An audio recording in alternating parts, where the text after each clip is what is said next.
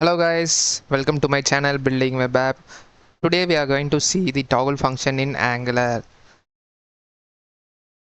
To show this, I have created a simple example sidebar.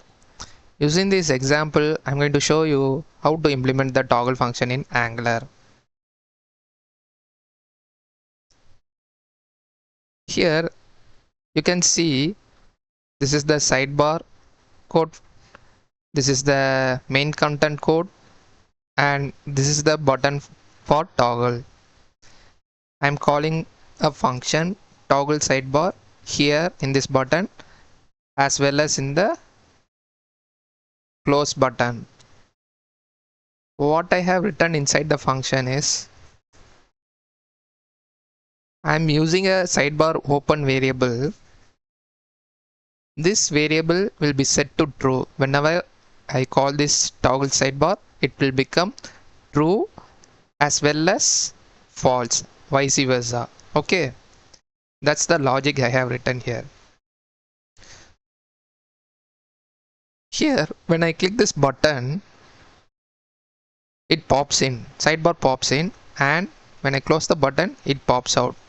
You can see it is been the menu icon button is added as of now is added to the DOM, and in sidebar there is no additional classes added, right? When I click this button, you can see the active class is added as well as the menu button is removed from the DOM. This is because we have used the property here, right? So based on this property, it is getting this button getting removed and added from the DOM, as well as this active class is added to the sidebar and removed from the DOM. Once again, we can see the example. Initially,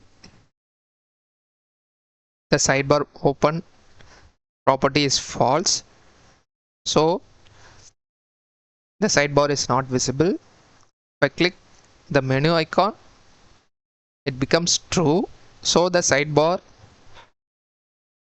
is visible because the active class is added. If I click close, it is removed, so the variable would be false. At the same time, if the variable is false,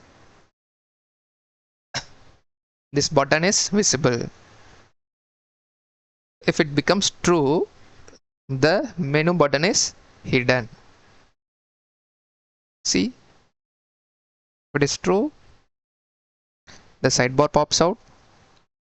If it is false,